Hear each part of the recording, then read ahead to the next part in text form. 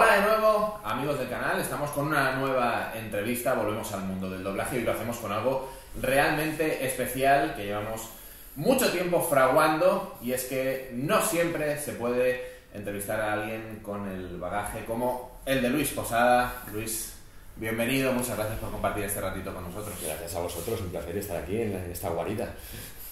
Una guarida nueva, como podéis ver, un espacio que nos han dejado. Le agradecemos evidentemente al Pande de San Feliu que nos permita hacer la entrevista aquí. Una entrevista que se ha fraguado durante cierto tiempo.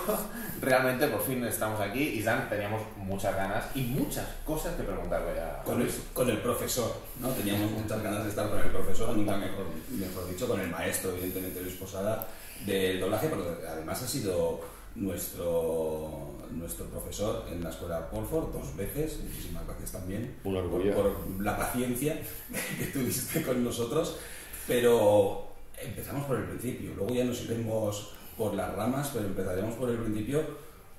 ¿Cómo fue esto de entrar en el doblaje y de empezar a doblar ya hace cierto tiempo? Se van a cumplir 40 años dentro de nada, que hice mi primer take y que asomé la cabeza directamente. La verdad es que ya conocía este mundillo porque mis padres ya se conocieron haciendo radioteatro en los años 50, 60 en Radio España, Barcelona. Allí se conocieron, se enamoraron, se casaron y empezaron a tener hijos. Somos 5 hermanos con 7 años de diferencia del mayor al menor, muy cercanos todos.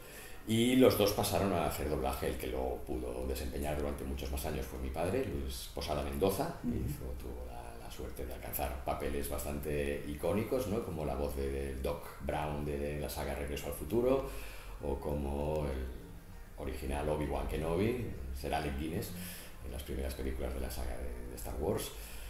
Y claro, nosotros ya lo conocimos de pequeños, ya veíamos, correteábamos por las salas de doblaje. Estábamos de vacaciones, nos llevaban a ver cómo lo hacían. Nunca pensé que me dedicaría realmente, ¿no? Al final fue un poco el azar. Yo estuve estudiando, empecé a estudiar Derecho, no me fue muy bien el tema de estudios. Tenía entonces, los que ya tenemos una edad, teníamos la obligación de cumplir el servicio militar. Yo tenía una prórroga por estudios que se acababa y mientras tanto pues, dejé los estudios y antes de marcharme tenía unos meses libres. Y pues mira, me acompañaron a un estudio de doblaje con Alberto Trifol, los estudios Cutenever en aquel momento. ¿Cómo? Oiga, joven, no me gustan los graciosos. Y ahí empecé a entrar pues, de ayudante de producción, bajando bocadillos, haciendo las convocatorias telefónicas. De hecho, en la página, en la Wikipedia, que tienes Wikipedia, eso es tremendo, sí. Pone que eras chico para todo. Chico para todo, bueno, eso es verdad. Pero claro, bueno, sí, para casi todo. Más para casi todo, ¿eh? Pues eso, mira, te lo estoy contando, era todo lo que tocaba. El ayudante de botones, llámale como fuera, me encargaba de todo lo que fuera echar una mano, planificar, de ahí ya pasé a hacer las planificaciones, el ayudante de dirección, que entonces una persona que estaba en sala al lado del director de doblaje, con lo cual vivía muchas horas también de doblaje, hasta el día que me dieron pues la oportunidad, que me le dieron un poco así a traición, ¿no? Venga, Luisito, bueno, entonces Luisito, este take es para ti. ¿Para mí? ¿Seguro? Sí, pam. Hice la frase, la metí en boca y en aquel momento fue una sensación de droga pura y dura, inoculada en vena, ¿no? Así que grabar tú una frase, realmente hacerlo tú, lo había visto hacer muchísimas veces a otros actores grandísimos profesionales, ¿no? Y que parezca más o menos que esa persona estaba hablando y que lo diga él, crea una pequeña adicción que vosotros que ya habéis probado las mieles de lo que es esto, esa sensación cuando consigues hacer esa frase, ese tono que encaja con la expresión del actor y que podría ser él que está diciendo esto en este idioma perfectamente, eso crea una adicción. Y ahí decidí decir, hombre, he tardado mucho en darme cuenta de que era esto, pero voy a hacer esto, cueste lo que cueste, ¿no? Paso del derecho, ¿no? Al revés. Sí. Al doblaje, ¿no? Del derecho al doblaje. Totalmente. Esto que has dicho es muy cierto. Nosotros lo hemos vivido cuando hemos estado ahí en Polford, aquellas pocas veces que sucede, que cuadra algo, piensas, ostras, qué chulo. Como has dicho, Luis, cumples 40 años, vas a cumplir 40 años de trayectoria, haciendo un poquito de perspectiva. ¿Esa sensación sigue estando? Buah, por supuesto, sí. ¿No se pierde? No. Tiene algo lo artístico, ¿no? Que siempre... Lo contrario, cuando estás por los azares de la vida, pues estás un tiempo que a lo mejor hay un bajón de trabajo, que te has estado dedicando a otras cosas, ¿no? Entonces, vivimos un poco de la voz y estamos trabajando tanto en doblaje como audiolibros, como podcast, como cosas que puedan ir sucediéndose paralelamente. Cuando estás un tiempo sin estar haciendo un doblaje, lo necesitas, el cuerpo te lo pide y de hecho es una característica de esta profesión, que la gente que se jubila todavía en la edad para estar totalmente en activo puede compaginarlo, pero siempre haciendo unos acuerdos con la seguridad social para poder mantener la pensión, etcétera, etcétera, pero necesita seguir trabajando y sentirse activo, y esa sensación de encajar la frase en la boca y que suene como si fuera él o ella, eso es maravilloso. ¿Has echado la vista atrás en algún momento en estos 40 años, o ahora que ya llevas una trayectoria muy dilatada y piensas, madre mía, cómo empecé? Sí, la he hecho. Soy más de mirar de presente para adelante, soy más por carácter y por todo, pero evidentemente hay muchos momentos que te hacen reflexionar y ver la comparativa. Supongo que en el fondo, a ver, es una cosa cíclica, ¿no? Lo que yo pienso ahora, pues de la gente más joven que empieza, tal, supongo que es lo que pensaban los veteranos del momento cuando empezamos nuestra generación, ¿no? Porque conmigo empezamos una generación muy importante de actores y actrices que empezamos con 3-4 años de diferencia, somos una buena promoción. Sí, miro atrás, me doy cuenta de que muchas cosas han cambiado, de que todos los estudios que había en Barcelona cuando yo empecé a doblar, no existe ninguno, ya no queda ninguna de esas salas. De cuando yo empecé, y eran bastantes, no queda ninguna.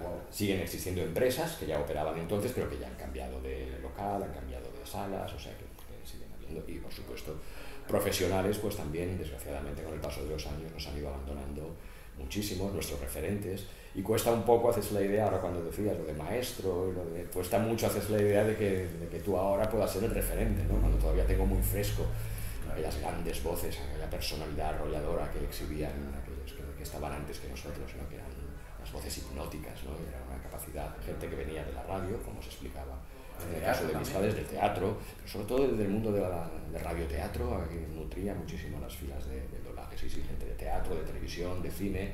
El doblaje siempre ha ido acogiendo a todas las disciplinas. Tiene su registro particular, es un mundo especial con sus particularidades, sus puntos concretos que tienes que entrar en ese registro, en ese código, ¿no? No se habla igual cuando estás sobre un escenario, cuando estás rodando en un set de televisión, que cuando estás delante de un micrófono de doblaje, mucho más parecido a este, en el cual el juego es diferente, ¿no? Y sí, he visto la evolución y he hecho de menos a muchísima gente también. Bueno, en tu caso, el pasado casi que te persigue también, ¿no? Porque vas viendo siempre películas, no sé si últimamente habrás visto Los Gremlins y decir, sí, la he visto varias veces, la tenía en DVD, la tengo en Blu-ray, las dos películas, y sí, de vez en cuando la vuelven a echar, pues la vuelvo a ver y ves cómo han pasado los años, cómo ha cambiado la voz, y bueno, es lógico la evolución, ¿no? De hecho ya me pasa con otras películas mucho más recientes, como puede ser el caso de Titanic, que este año se me parece 25 años. Sí, 25. Claro que para mí son recientes, o parece que fue ayer que lo estaba doblando, pues claro, que han pasado 25 años, alguien diciendo, oye, hazme la voz de Titanic, y dices, ya, hazme la voz de Gremlins, y dices, bueno, pues si era un chavalín, ¿no? Sí, la verdad es que... Y también tiene ese factor de que te devuelve a mucha gente querida que enciendes la televisión de tu casa y entran en tu salón, ¿no? Que es mucho más gratificante. Al principio siempre las pérdidas, en el caso de mis padres, por ejemplo, no siempre es doloroso, ¿no? Pero con el paso de los años te hace sonreír, ¿no? Esa alegría, ¿no? Por sorpresa, no te lo esperas y estás cambiando de canal y aparece esa voz, se instala en tu sofá y tú estás allí diciendo, papá, welcome. Qué bien. Tiene ese punto, ¿eh? Obi-Wan. Es un nombre que no había oído desde hace mucho tiempo. Mucho tiempo. En ese sentido, algo que estamos viendo y además hemos visto con películas muy grandes últimamente, es la cuestión de los redoblajes. Entiendo que hay cuestiones de derechos o que la calidad del sonido se ha perdido y tal y cual. Pueden ser muchos factores. Exactamente. Mi yo nostálgico está un poco en contra de redoblar ciertas películas. Pasó hace poco, y que nadie se me ofenda porque es un doblaje estupendo nuevo, con El Padrino. Pero choca cuando has escuchado la película con ciertas voces. Eso no desmerece la calidad de los actores que participan en todas las versiones. En eso estamos totalmente de acuerdo, porque son repartos de primer nivel, de primera categoría.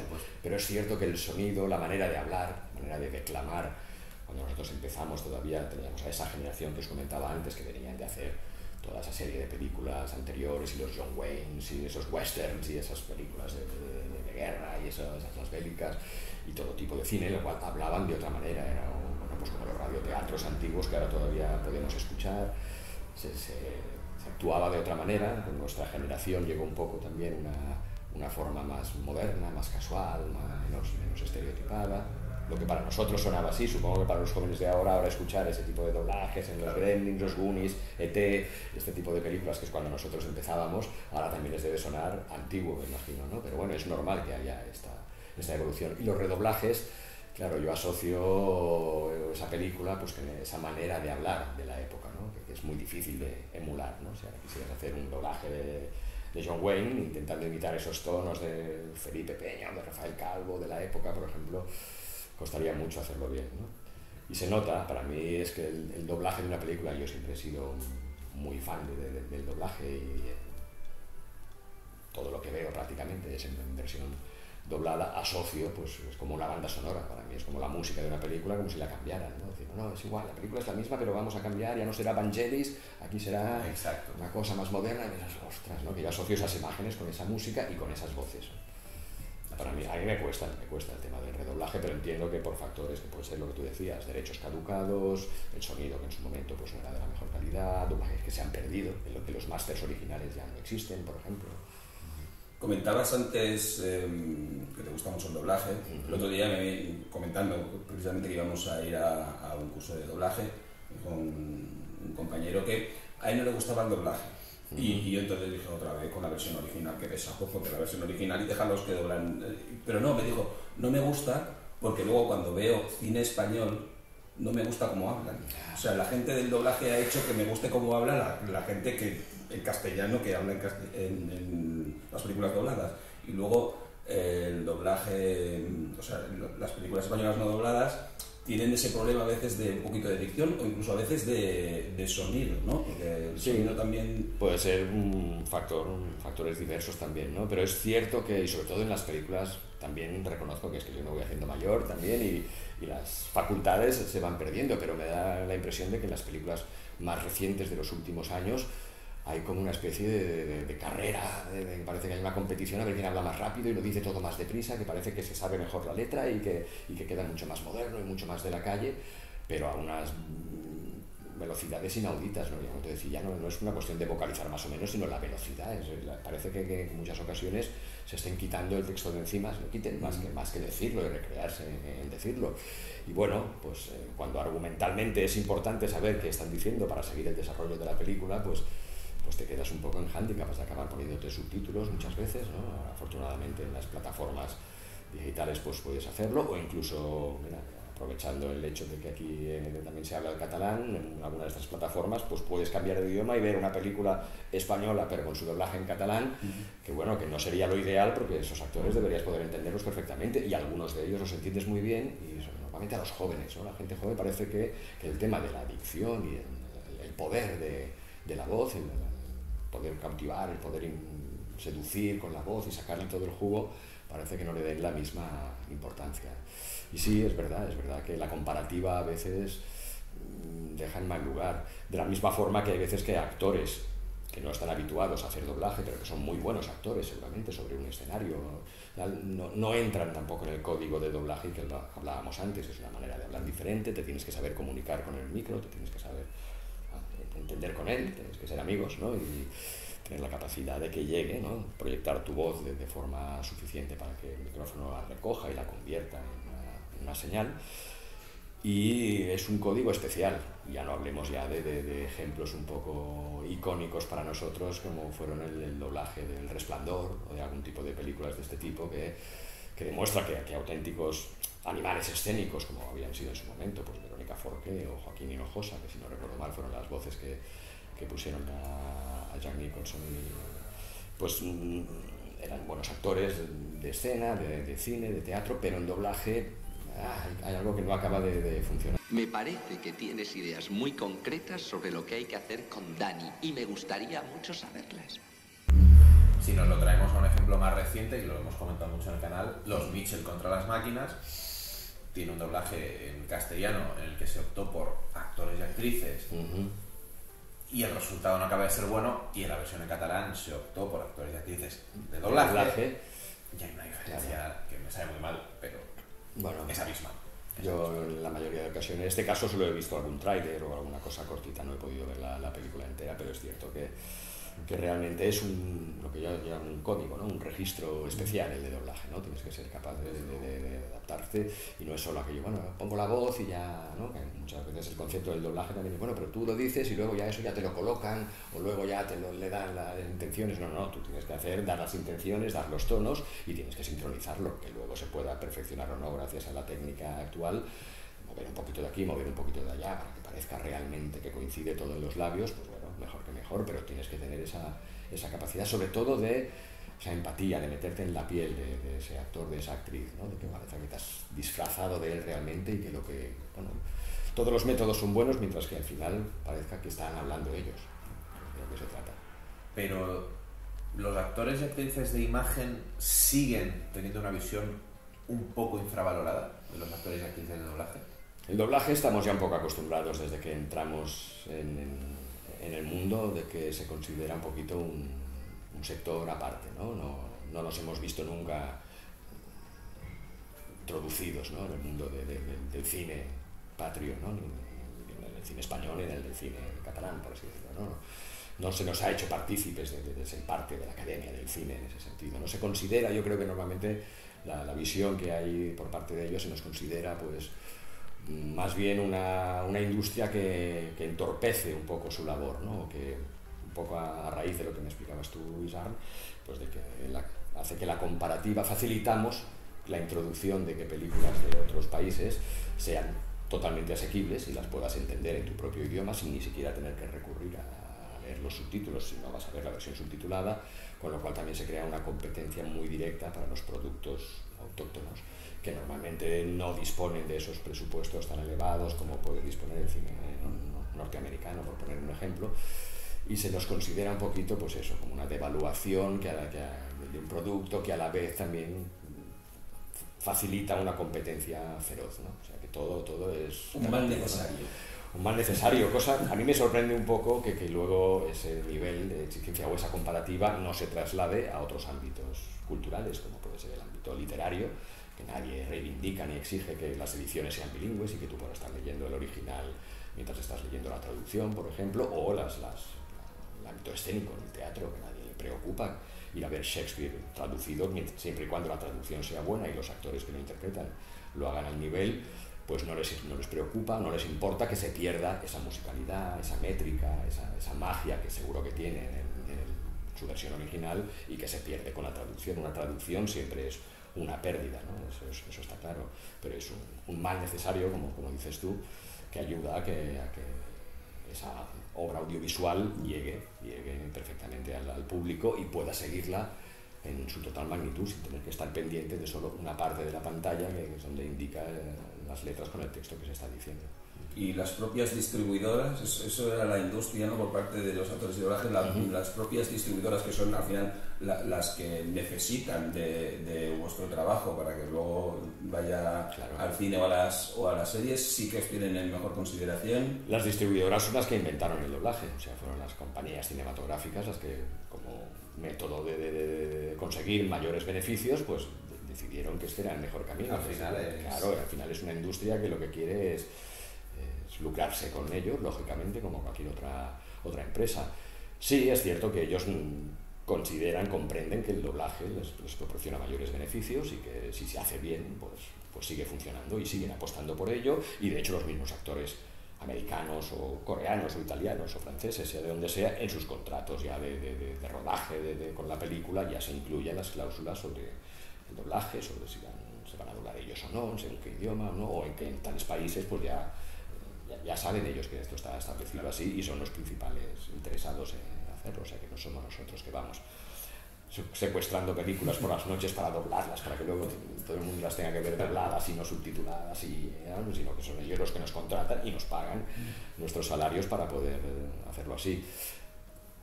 Ser considerados por las distribuidoras, pues bueno, eso también lo podríamos relativizar un poquito, ¿no? Porque realmente nuestros mediadores, nuestros intermediarios siempre han sido los estudios de doblaje, que son los que se han elegido los contratadores en este sentido. O sea, en ese momento ahora es mucho más, se ha democratizado mucho más, tener un estudio de doblaje seguramente no cuesta una inversión tan alta como al principio, que tenías que tener tus proyectores de cine, que solo eso ya costaba, pues bueno, no os lo podéis ni imaginar, más las grabadoras en su momento, o sea, lo que el gran Pepe Mediavilla, en paz descanse, decía, el dueño del magnetofón.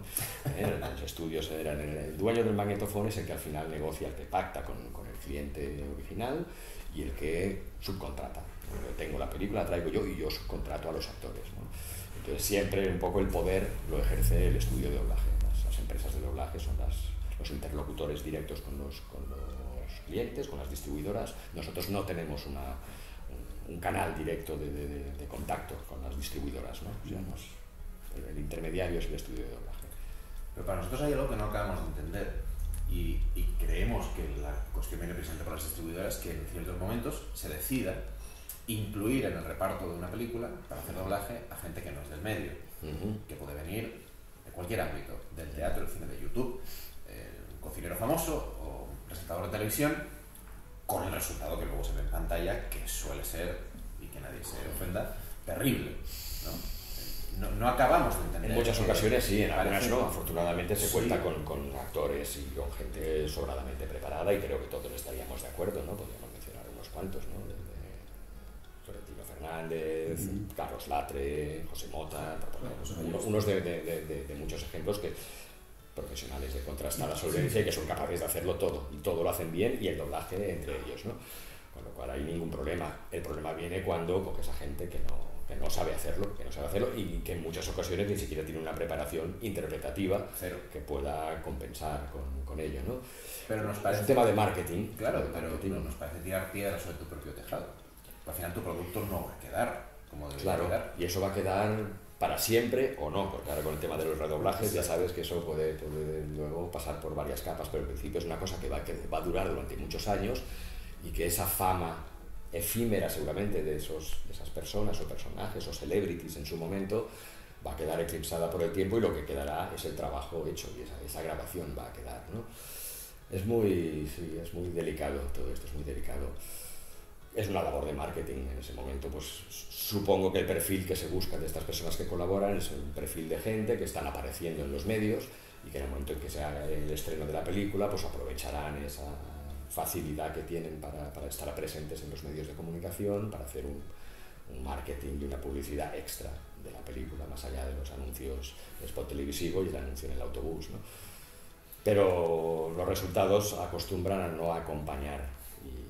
Y eso se nota, sobre todo cuando en una misma película pues mezclas voces de profesionales con voces de no profesionales, ¿no? Todavía es más doloroso en algunos casos, ¿no?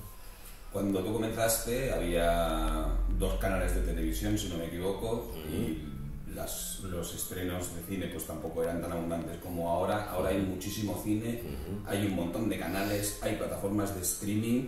¿El mundo del doblaje es capaz de absorber todo ese trabajo?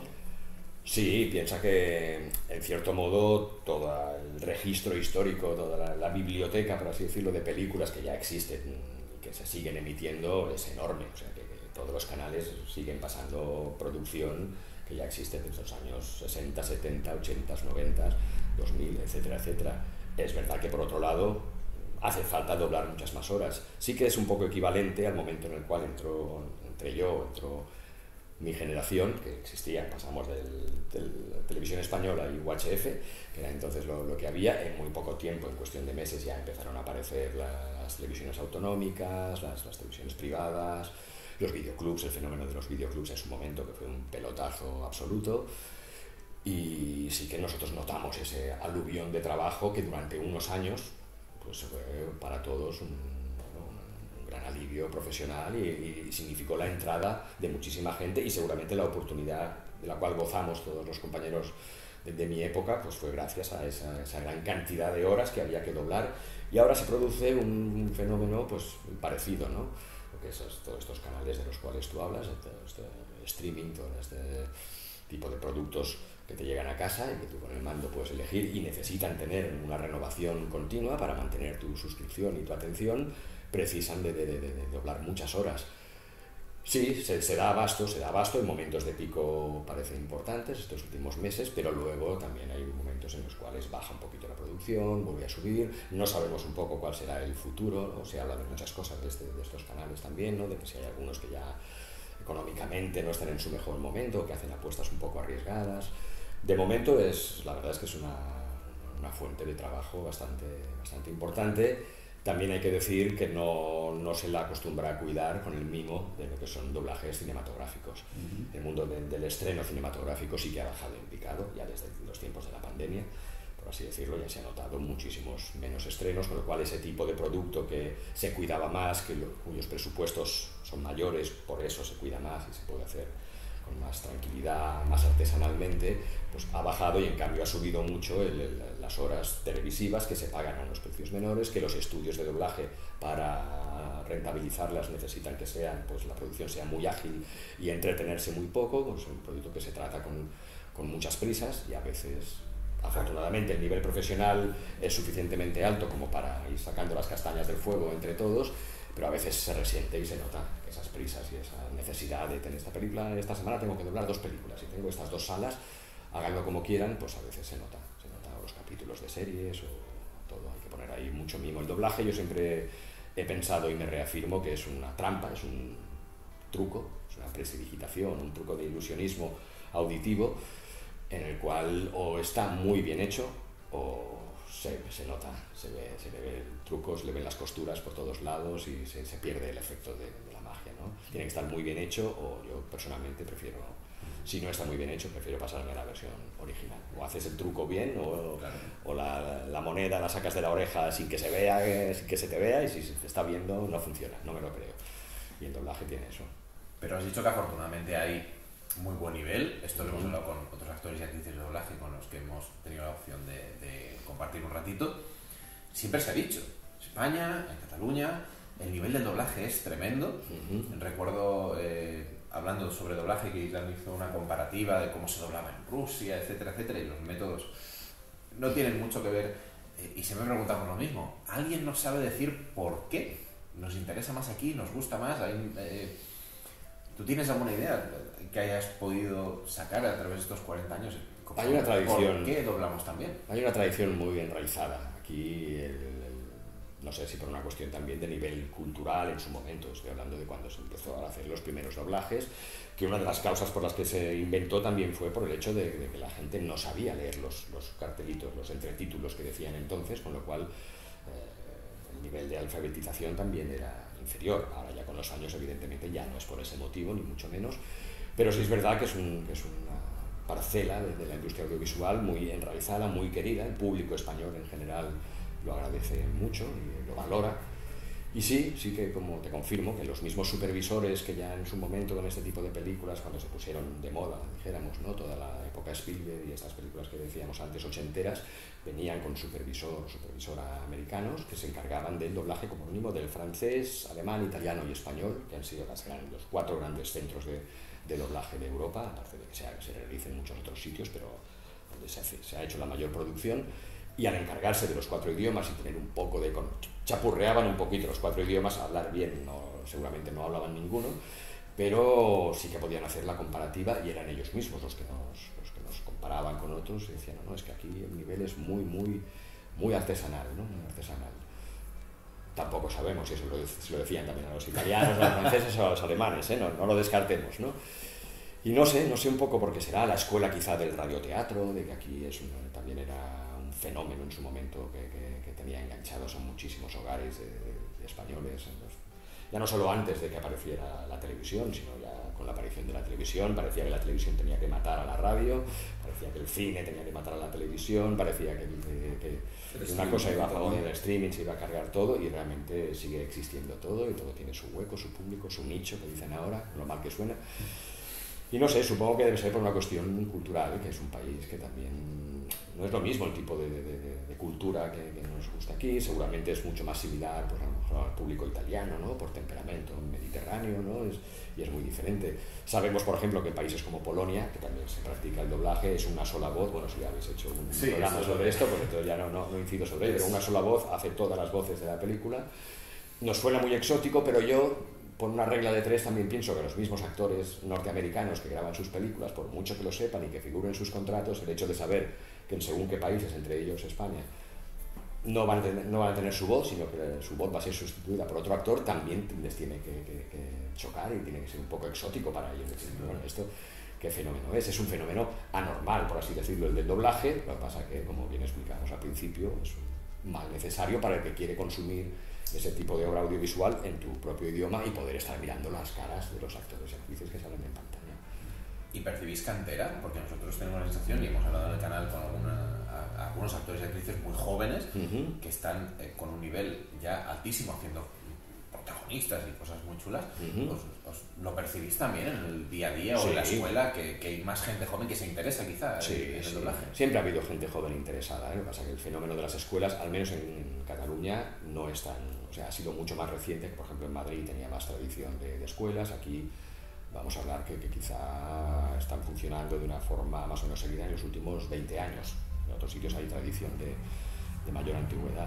Pero sí que siempre ha sido una especialidad que ha llamado la atención de mucha gente, y sí que hay una buena cantera.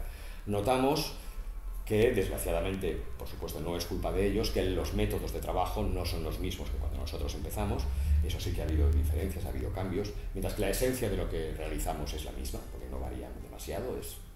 Pasa en un fragmento de una película y tú tienes que emular, hablar, igual que el actor que ha sido adjudicado, intentar imitar su volumen, su intensidad, el color de la voz, el acting, qué tono le da, qué te transmite, y tú devolver eso en tu propio idioma. Esa esencia no ha cambiado, es lo mismo, pero del trabajar en analógico como nosotros empezamos y grabando juntos, que era más, se asemejaba mucho más al radioteatro que no al doblaje actual, de que grabamos todos por separado, cada uno en su pista, no interactuamos en el momento de grabar con nadie más. Se ha perdido eso, es muy difícil poder llevar eso, y es muy difícil aprender y mejorar y superar el listón cuando no estás rodeado de nadie más. Hay un director, directora que te va indicando los tonos, el técnico de sonido que afortunadamente consigue que nuestra voz quede registrada con todos los detalles y matices que necesita, pero no puedes interactuar con nadie más. Yo aprendí muchísimo más en la época, pues hombro con hombro con actores y actrices del calibre, pues Elsa Fábregas o Constantino Romero, Felipe Peña, Rogelio Hernández, Arsenio Corsellas, un montón de nombres que podria decir. No, el que jo voldria demanar a la premsa, sobretot, és que si hi ha un mal doblatge... Que es digui. Que es digui, però si hi ha un bon doblatge, ho diguin també. També seria bonic, això. Contra el doblatge, sistemàticament, com han fet. Sí, ho fan sistemàticament. Sistemàticament no, ara si hi ha un mal doblatge, que es digui. Però si està bé, que ho destaquin una mica. Aprendí mucho más de ese trabajo hombro con hombro, y el niño, aquí esto sube un poco porque si bajas no se vaya, que adelanta un poco, así entro yo y no te molesto. Hacíamos una especie de coreografía previa al ensayo también, porque si éramos varios al lado del micrófono teníamos que repartirnos un poco para estar, al final acabar todos a una distancia similar del micro. Y era otra manera de aprender. La gente joven de hoy en día no puede acceder a esto, no puede acceder a otras salas a ver a otros compañeros trabajar, porque por problemas de confidencialidad, de paranoia, un poco esa paranoia heredada anglosajona de que sus productos nadie puede ver nada, si no es que participa directamente en el proyecto, no nos dejan pasar de sala a sala en un estudio a saludar a un amigo, a un familiar. Está todo tan excesivamente escondido que cuesta mucho que poder evolucionar y aprender si no puedes ver a tus compañeros trabajar. Esto es curioso porque lo echan de menos incluso los que no lo han vivido. Hemos hablado con actrices y actores de doblaje que son jóvenes y por lo tanto no han podido, pues eso, hacer sala, ¿no? Que creo que hacer sala, sí, señor. O participar con compañeros, pero eso debía ser muy guay. Sí, la verdad es que lo era. Es una buenísima manera de aprender, ¿no? Claro. También imponía su respeto. En aquellas épocas todo era como mucho más solemne, o sea, que todo tenía su lado. El lado bueno, evidentemente, era que interactuabas directamente y que tú acababas de llegar y era tu primera convocatoria o tu segunda o tu tercera, que estabas todavía muy verde y estabas rodeado, pues eso, de dos profesionales que habían escuchado toda la vida y venga, ellos soltaban la gran parrafada y tú al final tenías que decir, sí señor, sí señora. Y estabas allí con el culillo apretado, pero a base de bien, porque como fallaras en eso, había que repetirlo todo, no es como ahora, que bueno, quitamos esto, pincha aquí, nos lo quedamos, repetimos solo esta frase, mueve esta, mueve aquella, entonces no, se trabajaba sobre el magnético y se hacía, normalmente se repetía todo. había más presión en ese sentido, pero claro, era mucho más enriquecedor y encuentro lógico que la gente más joven de ahora eche de menos ese tipo de trabajo, porque era la manera de mejorar, de aprender, de quedarte, ¿no? Y es que además decías, guau, ese tono, lo robo, incluso lo decías, oye, te voy a copiar ese tono todo lo que pueda, ¿eh? Adelante, niño, tú mismo, ¿no? Hablando de gente joven, voy a preguntar por ti. Gracias, caballero. Porque el año pasado entraste en el doblaje de un videojuego de Sonic haciendo el Dr. Robotnik. Sí. ¿Era tu primera incursión en los videojuegos o ya habías hecho anteriormente? Como doblaje directo de videojuego había hecho alguna cosa, bueno, y las pocas que he hecho han sido siempre condicionadas por doblajes que ya he hecho de productos cinematográficos, ¿no? O sea, he estado doblando videojuegos de Jack Sparrow, por películas de Piratas del Caribe cuando ha salido el videojuego. En algunos casos ha pasado, por ejemplo, en los casos de obras como Shrek, que también estuve haciendo un videojuego, no siendo la voz original en castellano de Shrek, pero al haber doblado la versión catalana, que esta sí que estuve doblándolo yo. Luego, cuando llegan este tipo de productos, que son los videojuegos, o continuaciones que ya no van a ser estrenos cinematográficos, que ya son estrenos videográficos, etcétera, etcétera, esos Star Talents o esas celebrities, a los cuales sí que les han pagado un extra coste para doblar esa película, cuando llegan productos que no tienen ese presupuesto, entonces recurren a, bueno, pero ¿quién lo ha hecho en catalán? Venga, va, pues que lo haga él en castellano. O sea que un poco de rebote de una cosa u otra, y sí que he hecho algún videojuego, y Robotnik también, un personaje muy divertido, muy icónico, ¿no? Pero no ha sido uno de los trabajos más habituales que he hecho en el videojuego, ¿no? Tiene unas peculiaridades diferentes, ¿eh? O sea, la forma de trabajar no es la misma, no acostumbras a estar sincronizando en boca, sino que son archivos de audio que tú tienes que sincronizar, pero en la pantalla ves la onda de pero audio. no te quitas de nada. No, claro, tienes que interpretar y tienes que hacer un poco todo. Yo no me borro de ningún tipo de trabajo, al contrario, yo estoy encantado de tocar cuantas más ventanas que llamamos nosotros de trabajo, mejor, porque además también te obligan a estar despierto y a ir adaptándote a cosas nuevas. Cuando llegó un poco el fenómeno de los audiolibros, que todavía está arrancando, pero que es una cosa relativamente nueva para nosotros, también me costó. Los primeros audiolibros recuerdo haberlos sufrido bastante, en el sentido de que acostumbrados a estar siempre en una obra audiovisual, que tienes un fondo, una música, una banda de efectos que te apoyan. El audiolibro que estás haciendo tú solo, a pelo, todos los personajes, más el narrador de la novela, y nada, sin nada más que tu propia voz, escuchas autoamplificado el sonido de tus cuerdas vocales, de tu saliva, de la lengua cuando se mueve. O sea, es como uno de estos espejos que te amplían, ¿no? Que te ves todos los poros de la piel, de decir, este soy yo, si parezco el planeta Júpiter, ¿no? Pues es un poco el tema del audiolibro, una parte de reencontrarte contigo mismo, pero bueno, esos retos son maravillosos, son fantásticos. Cuando ya superas un poquito esta barrera de ¡guau, qué difícil es esto!, entras en ese mundo ancestral, ¿no? De recuperar al viejo narrador delante de la hoguera, que en el fondo es lo que estás haciendo, explicar una historia, ¿no? Y eso es un punto muy gratificante también. Pero también haces de director de doblaje, o sea, ya lo abarcas todo, con lo cual aquí hay discusión para rato. Yo estoy con la cuerda que haga falta para ir tirando, sí, por supuesto. Me gusta también la labor de director de doblaje, exige una mayor responsabilidad, más horas, no está tan bien pagada como está pagado con el tema de hacer de actor o actriz de doblaje, por ejemplo, con lo cual entiendo que también no todo el mundo pues dedica todo el tiempo que nos gustaría a los demás en la dirección. Y sin embargo es un papel súper determinante, ¿no? Es determinante. En un producto. Participas de forma directa en la propuesta del casting, que luego siempre acaba aprobando el cliente final, pero es muy importante el casting que tú propones y el juego de voces, ¿no? Ese juego de colores que ahora también son detalles que los de vieja escuela aprendimos en su momento y que ahora cada vez se abandonan más, ¿no? O sea, el hecho de que tú puedas estar escuchando una película, un capítulo de una serie, mientras lo estás escuchando en el salón de tu casa, te puedes levantar para llevar los platos a la cocina, o para ir al lavabo, o para ir a levantarte y ir siguiendo la conversación, ir siguiendo la película, solo por el hecho de los colores de voz de los papeles de la película.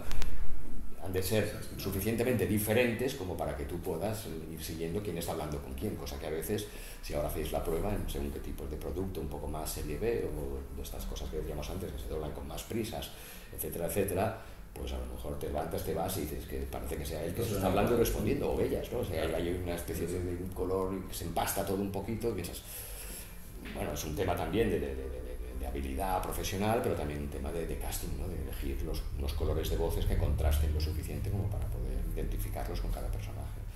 Eso me gusta poder participar directamente, un poco como espectador. A mí como espectador este producto, ¿cómo me gustaría que me llegara? Pues voy a por ello, voy a buscar en cualquier tipo de doblaje, aunque sea de carácter televisivo, una miniserie o lo que sea, pues intento que sea un doblaje a nivel cine, ¿no? Esto es, doblaje debe ser siempre excelente y hay que perseguirlo siempre. Y hay que reivindicar más la figura del director o de directora de doblaje. Por supuesto, el director de doblaje es que es esencial, es elemental, es que, y más ahora que no tenemos, por el tema de confidencialidad que os explicaba antes, no tenemos la posibilidad de prepararnos el papel, de ver la película o el capítulo previamente. Todo esto ya no tenemos, excepto una de cada 200 películas, que a lo mejor un día el estudio hace un pase para los actores implicados, pero son casos muy rara avis.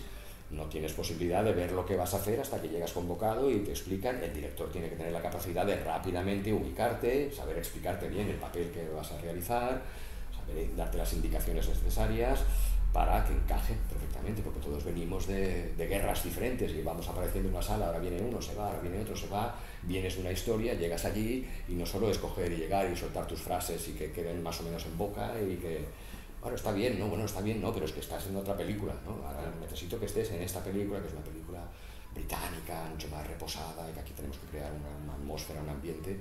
La mano del director es básica, claro que hay que reivindicar, ¿sí? Desgraciadamente, como os decía antes, con el paso de los años, nuestro poder adquisitivo del mundo del doblaje, aquella fama que tenemos de millonarios y que te forras, se paga muchísimo, millonarios no, ni en los años 70 ni los 80, que es cuando yo empecé, pero sí que es verdad que nos ganábamos mucho mejor la vida y se han quedado prácticamente estancadas las mismas tarifas. Ha habido unos pequeños aumentos, pero tan mínimos que con el paso de los años, 40 años después, yo todavía encuentro cuando busco y encuentro alguna nómina de hace 30 y tantos años, pienso, ¡guau!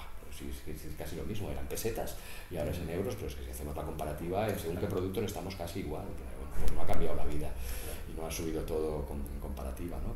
Y en ese proceso, por el camino, pues la figura del director de doblaje ha quedado pues un poco más arrinconada, menos valorada, con lo cual nos encontramos que hay mucha gente dirigiendo, que seguramente es gente que no tiene la propuesta, excesivas propuestas como actor o actriz de doblaje y bueno, pues ya le parece bien lo de dirigir.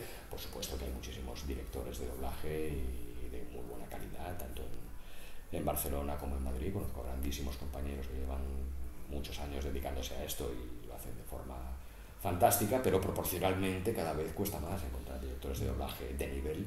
Pero también es generalizado, ¿no? Es de la misma manera que decíamos que los actores y actrices de doblaje nos cuentan que les gustaría volver a la época de las salas y de trabajar con compañeros, también nos dice que, sin ser ellos directores de doblaje, que el papel del director de doblaje debería estar muchísimo mejor reconocido de lo que está. Pues es que es la pieza básica. Claro. Y en su momento era así. Cuando nosotros empezamos, los directores de doblaje eran los grandes monstruos, llamamos, ¿no? Los 7 magníficos, decíamos, que eran los number ones, y entonces eran ellos los que se les ofrecía, pues, oye, esta película me gustaría que la llevara este señor, esta señora, que son los mejores. Y ellos, claro, el listón estaba altísimo, además eran clases magistrales. Lo que ahora tienen que ser academias de doblaje y clases de doblaje, entonces eran las convocatorias, porque aquellos grandes profesionales que dirigían te daban el tono, te conducían, más los compañeros que tenías al lado en el atril, hombro con hombro, como os decía antes, pues ese mejunje era, vamos, súper creativo, aprendías muchísimo. Al final, con un buen director, tu papel también es mejor, entiendo, tu trabajo es más sencillo. Debería ser así, debería ser intentar sacar el máximo jugo a cada uno y que el resultado sea mejor. Imagínate nosotros ahí delante del atril sin que nos dijeran cómo hacer las cosas. Bueno, sería terrible. Sí, diciéndolas ya, ¿no? ¿Habéis hecho doblajes así en vuestro canal? ¿Habéis hecho alguna cosa? Algo vamos intentando. Algo estáis ahí, pues oye, porque yo me quedé bastante asombrado, sobre todo en la segunda ocasión que tuvimos de hacer cosas. Allí me quedé aquello como la máscara cuando abre la boca, ese Gollum, bueno, eso es algún momento que no... Nos lo llevamos en el corazón. No, hombre, yo también. Desde luego. Maravilloso. Luis, no te vamos a quitar mucho más tiempo. Estoy encantado. Hemos hablado mucho de doblaje, vamos a hablar un poco de Luis Posada. Eres muy conocido ya a día de hoy, te han entrevistado mucho, te hemos visto en reportajes, documentales. Pero, ¿qué te queda en el tintero? ¿Hay algún personaje, algún actor, alguna película? Siempre. Puede ser pasada, puede ser de ahora, puede ser futura, donde digas, aquí. Siempre hay cosas que me hubiera gustado hacer, o que bueno, en el futuro no sé, no sé tampoco muy bien cuáles. Me gustaría seguir envejeciendo con los actores que estoy doblando actualmente, que seguirán envejeciendo y seguir... Creo que he tenido la suerte de que mi voz más o menos vaya acompañando, ¿no? Ser una voz un poco media, ¿no? Ni ser excesivamente grave ni excesivamente aguda. Creo que los personajes que más o menos he doblado, sí que hay algunos que vas viendo que con los años van adquiriendo unos graves un poco más, pero bueno, que más o menos vamos... Y actores a los que se les tiene cariño también, ¿no? Sí. Porque incluso Adrien Brody, que tiene así como una vida más suelta, podríamos decir, sí, también pero... son actores que se les tiene cariño. Sí, además...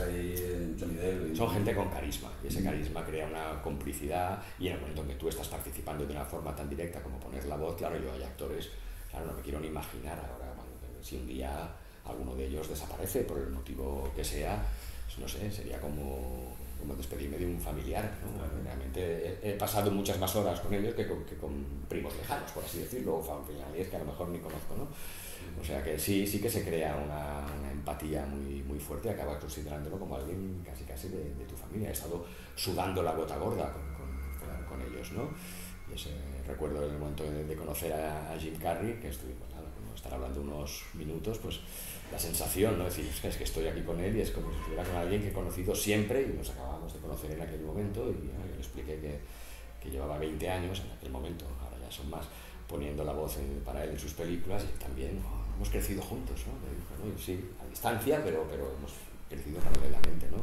Sí, me gustaría seguir acompañando a mis personajes. Cosas que me hubiera gustado hacer, pues sí, me hubiera encantado, por ejemplo, haber podido hacer en las nuevas precuelas de la saga Star Wars, por esa espinita. Sí, esa espinita me hubiera encantado poder hacer a Obi-Wan Kenobi de joven en su momento. Creo que afortunadamente se impuso la lógica y lo que tenía que ser, que era que lo doblara Dani García, que es la voz habitual de Ewan McGregor, pero sí que me hubiera gustado en aquel momento, vamos, me hubiera matado por conseguirlo, ¿no? Por una cuestión romántica también, claro. ¿No? Decía más años después, cuando ya mi padre ya no estaba, ¿no?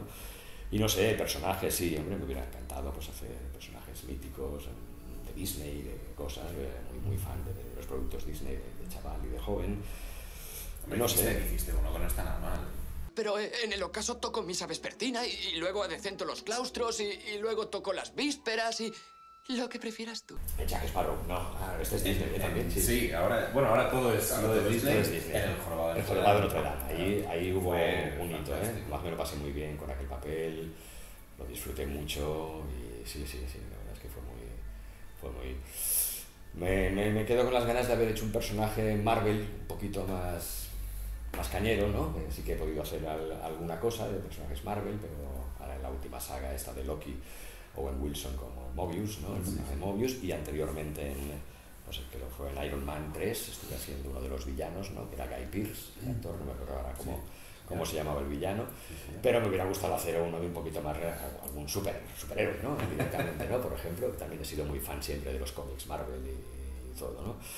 Y no sé, no, hombre, siempre hay cosas que envidias, con una envidia sana a tus compañeros y... Sí, no, tengo la suerte de que además en este sentido lo llevo bastante bien y mis mejores amigos son prácticamente mis máximos rivales, ¿no? Es una competencia sana, ¿no? Es una competencia sana y lo hemos llevado siempre muy bien y con una admiración mutua muy respetable. Y nos han dicho muchos actores con los que hemos hablado que al final asumís con naturalidad que no tenéis en propiedad a ningún actor. Exacto, me parece pero que debe ser duro cuando... Bueno, siempre hay ese día que duele, ¿no? Esa flechita que se clava, pero ya estamos acostumbrados, ¿no? Pero sí, realmente no tenemos nada en propiedad, no existe ningún protocolo, no existe ninguna obligación.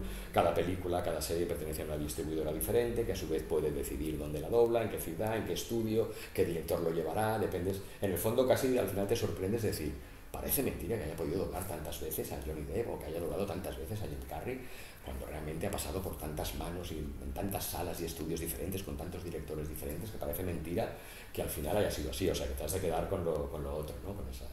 Bueno, eso de ser la voz habitual, pues ya está bien, voz habitual. Eso no significa que lo hayamos doblado siempre ni que lo sigamos haciendo, pero bueno, me gustaría seguir haciéndolo dentro de lo posible. Muy bien.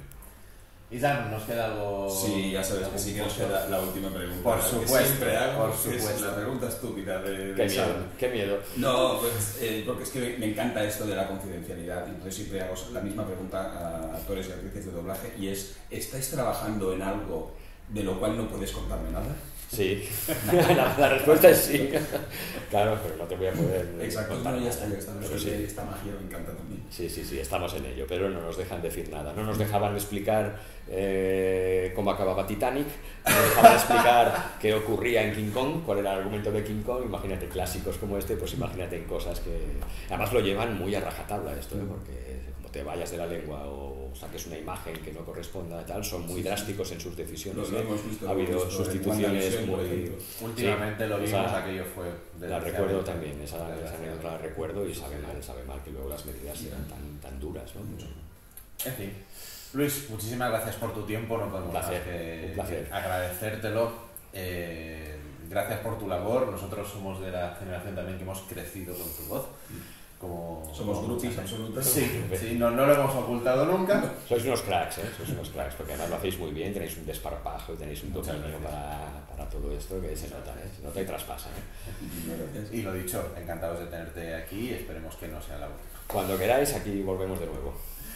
Pues con Luis Posada y con mucho más doblaje volveremos como siempre con Isaac Vallès y Dani Ruiz en La Guardia del Titán.